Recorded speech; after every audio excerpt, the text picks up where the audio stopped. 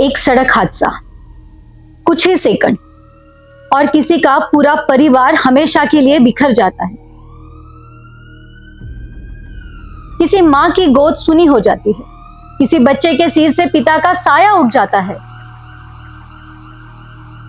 किसी बेटी की शादी से पहले ही उसकी अर्थी उठ जाती है। लेकिन सवाल यह है, क्या इन हादसों से कोई सबक लेता है या हर हादसे के बाद वही पूरी कहानी दोहराई जाती है? जैसे कि कोई बड़ा सड़क हादसा होता है, राजनीतिक दल सक्रिय हो जाते हैं, सामाजिक संगठन धरना देने पे लग जाते हैं, मीडिया कैमरा लेकर घटनास्थल पर पहुंच जाते हैं और फिर शुरू होता है बैठकों का दौर। जनप्रतिनिधि पुलिस अधिकारियों को बुलाते हैं, कैमरों के सामने फटकार लगाई जाती है, कई निर्देश दिए जाते हैं, मीडिया की सुर्खियां बनती है, अधिकारियों की लगी क्लास, सख्त कार्रवाई के निर्देश। जनता सोचती है, वाह, हमारे नेता ने अधिकारियों की अच्छी तरह सुनाया। लेकिन क्या सचमुच यही से समस्या खत्म हो जाती है? हर सड़क हादसे के बाद सबसे पहले पुलिस पर सवाल उठते हैं। लेकिन क्या खराब सड़कें पुलिस बनाती है? क्या गड्ढे पुलिस खोदती है? क्या बंद स्ट्रीट लाइट पुलिस लगाती है? क्या अतिक्रमण पुलिस कराती है? क्या बिना संकेतक वाले मोड़, टूटे हुए डिवाइडर या वर्षों से अधूरे पड़े फ्लाईओवर सिर्फ पुलिस की जिम्मेदारी है? नहीं, सड़क सुरक्षा केवल पुलिस का विषय नहीं है। महानगर पालिका, सार्वजनिक बांधकाम विभाग, राष्ट्रीय राजमार्ग प्राधिकरण, परिवहन विभाग, विद्युत विभाग, जिला प्रशासन और जनता द्वारा चुने गए जनप्रतिनिधि सभी बराबर जिम्मेदार है। फिर हर बार कटघरे में केवल पुलिस ही क्यों दिखाई देती है? हादसे के बाद 2-4 दिन तक चेकिंग बढ़ जाती है, कुछ चालान कट जाते हैं, कुछ वाहन जब्त हो जाते हैं, कुछ बैरिकेड लगा दिए जाते हैं, फिर सब कुछ पहले जैसा। ना सड़क बदलती है, ना व्यवस्था बदलती है, ना जिम्मेदारियां तय होती है। कुछ महीने बाद फिर एक नया हादसा, फिर वही बैठक, फिर वही बयान, फिर वही राजनीति। क्या हमने कभी सोचा? हर हादसे के बाद समीक्षा बैठक होती है, लेकिन हादसे के पहले समीक्षा क्यों नहीं होती? सब जानते हैं कि समाधान क्या है। दुर्घटना संभावित स्थानों की पहचान, सड़क इंजीनियरिंग में सुधार, अतिक्रमण हटाना, बेहतर ट्रैफिक प्लानिंग, जवाबदेही तय करना। लेकिन स्थायी समाधान से कई लोगों के स्वार्थ प्रभावित होते हैं। यही वजह है कि कई बार समस्या खत्म करने के बजाय समस्या को जानबूझकर जिंदा रखा जाता है।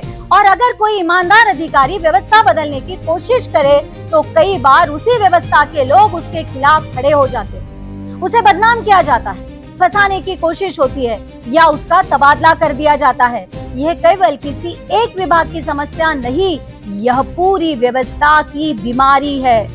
लेकिन क्या केवल सरकार ही दोषी है? क्या हम नागरिक पूरी तरह निर्दोष है? क्या हम हमेशा हेलमेट पहनते हैं? क्या सीट बेल्ट बांधते हैं? क्या लाल बत्ती पर रुकते हैं?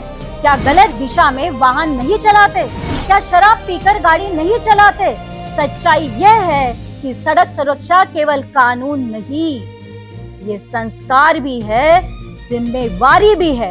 जब तक नागरिक और व्यवस्था दोनों अपनी जिम्मेवारी स्वीकार नहीं करेंगे, तब तक हादसे रुकने वाले नहीं हैं। देश को कैमरा के सामने होने वाली फटकार नहीं, जमीन पर दिखाई देने वाला बदलाव चाहिए। हमें हादसे के बाद शोक सभा नहीं, हादसे के पहले की सुरक्षा चाहिए। आज भी कवि प्रदीप की ये पंक्तियां दिल झकझोर देती है। राम के भक्त रहीम के बंदे, राम के भक्त रहीम के बंदे, रचते हैं आज फरेब के फंदे।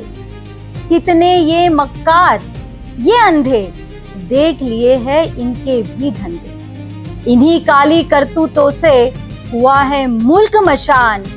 कितना बदल गया इंसान, कितना बदल गया इंसान। यह सिर्फ एक गीत नहीं है, हमारी व्यवस्था का आईना है। याद रखिए, सड़क पर मरने वाला कोई आंकड़ा नहीं होता, वह किसी का बेटा होता है, किसी की बेटी, किसी का पिता, किसी की माँ।